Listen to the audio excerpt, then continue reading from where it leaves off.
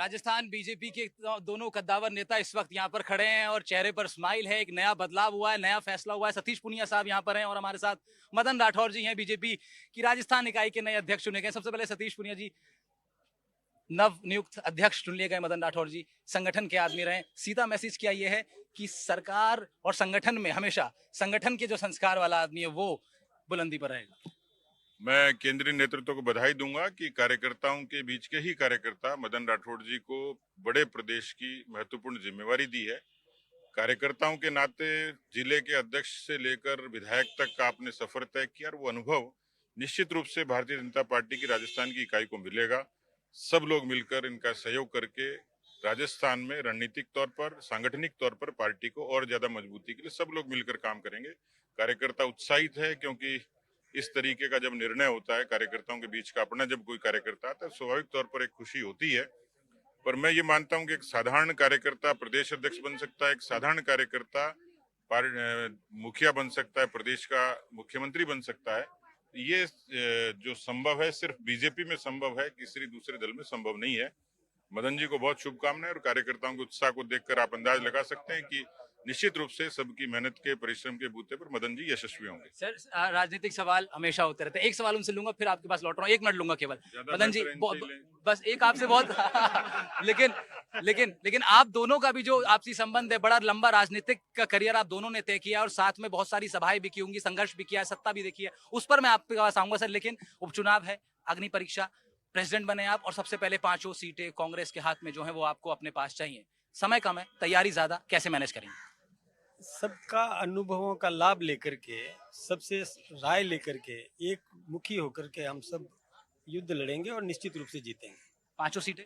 5 सीटें जीतेंगे, 5 जीतेंगे। आप संदेह मत करिए, 5 जीतेंगे। 5 सीटें जीतेंगे। तो ये बड़ी, ये जो सेटबैक लोकसभा चुनाव में सर मिला भजनलाल शर्मा जी के लिए भी एक कहीं ना कहीं सेटबैक था, 11 सीटें हारी। अब ये एक बड़ी चुनौती होगी जीतना। तैयारी के लिहाज से क्या तैयारी है?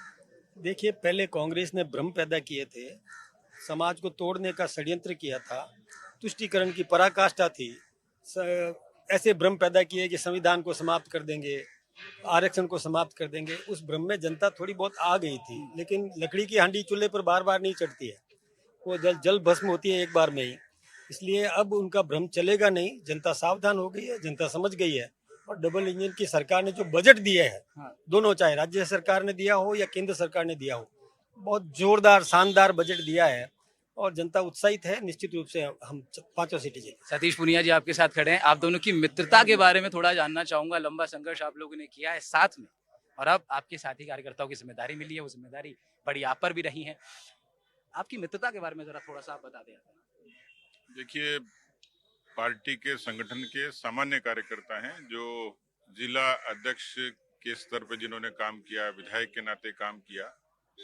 भारतीय जनता पार्टी की एक खूबी है कि वो सामान्य कार्यकर्ताओं के बीच से कार्यकर्ताओं को जिम्मेवारी मिलती है। तो मदन जी तो कबड्डी खेले हुए हैं, इसलिए 5 सीटें सब मुकाबला कर लेंगे। ठीक है। तो दोनों लोगों से आप बात कर रहे थे, सतीश पुनिया जी, मदन राठौर जी से, लेकिन लगातार सर अब ये भी एक जाइएगा मत, सुबह से इंतजार। ठीक है। तो बहुत सारे पत्रकार देखिए इंतजार कर रहे हैं दोनों ही बड़े नेताओं का और कोशिश कर रहे हैं कि उनके साथ बातचीत हो पाए। सतीश पुनिया साहब इस वक्त अब आगे रुक कर रहे हैं, उनके साथ जरूर हम बातचीत करेंगे। मदन राठौर साहब के पास फिर पहुंचेंगे। तस्वीरें आप देख रहे हैं सर, राज्य के बजट पर एक टिप्पणी आपकी, राज्य के बजट पर एक, और तारीफ क्योंकि बजट की हो रही है, कह रहे हैं कि अच्छा बजट आया आम जनता के लिए। देखिए, केंद्र का हो चाहे प्रदेश का हो, दोनों ही बजट, केंद्र का हो चाहे प्रदेश का हो, दोनों ही बजट आम लोगों के बजट थे। जो कमिटमेंट किया था ईआरसीपी को लेकर किया था, पेपर लीक पर एसआईटी को लेकर किया था, वैट को डीजल और पेट्रोल का वैट कम किया था।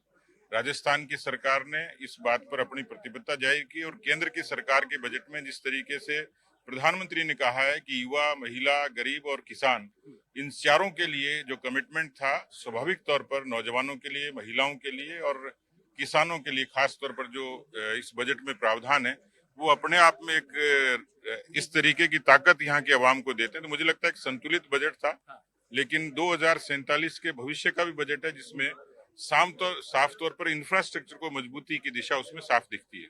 राजस्थान के विकास में, संगठन में आपकी भूमिका इनके साथ में क्या रहने वाली है?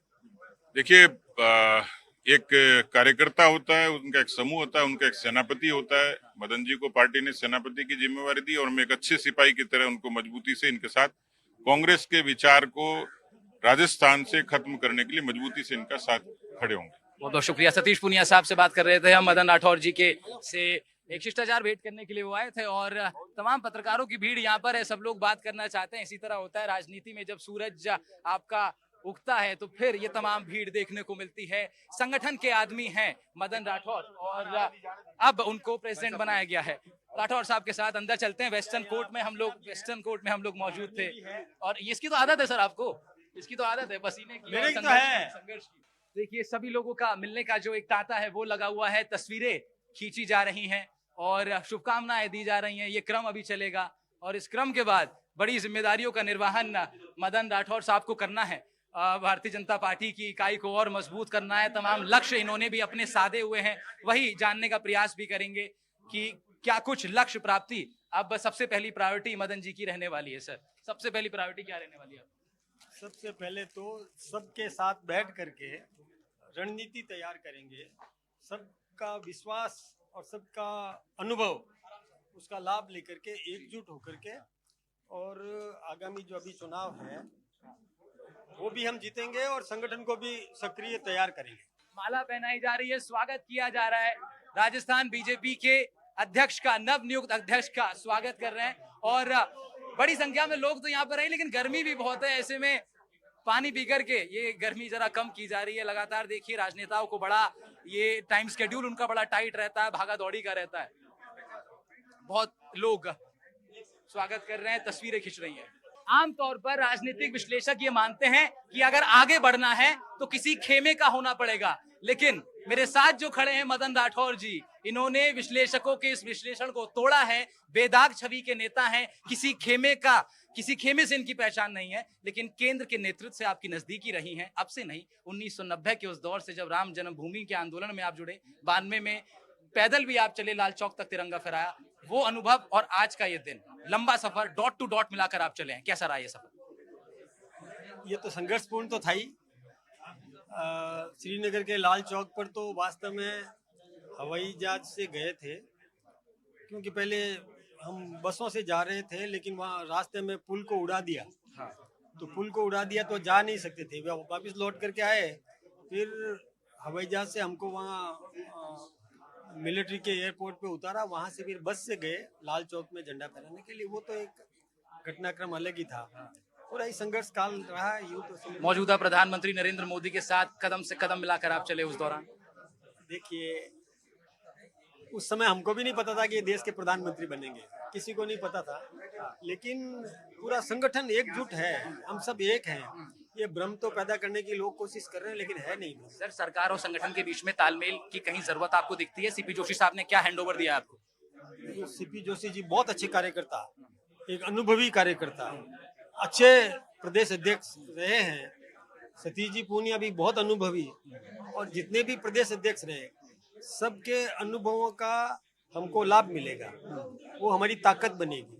और हम सब उनके साथ बैठ करके, और जो चाहे वसुंधरा जी हो, किरोड़ी लाल जी हो, भजन लाल जी हो, ये सतीश जी हो, सबको साथ लेकर के, सबके साथ बैठ करके हम संयुक्त रूप से और रणनीति तैयार करेंगे। 2 लोगों का नाम आपने लिया सर, वसुंधरा राजे जी, किरोड़ी लाल मीना जी। मैंने नाम लिया, सतीश जी का लिया, सीपी जोशी जी का लिया, मैं और भी, लेकिन ये जो 2 नाम है सर, वसुंधरा जी कहीं ना कहीं संबंध थोड़े से ना कोई नहीं। आज उनका आशीर्वाद मिला मुझे खूब जम के, कि बोले पूरी ताकत से हम आपके साथ लगे। मंत्रिमंडल विस्तार होने वाला है क्या किरोड़ी लाल जी अगर अपना पद छोड़ेंगे तो? नहीं छोड़ेंगे, कोई नहीं छोड़ेगा। मंत्रिमंडल विस्तार होगा, लेकिन किरोड़ी लाल जी काम करेंगे।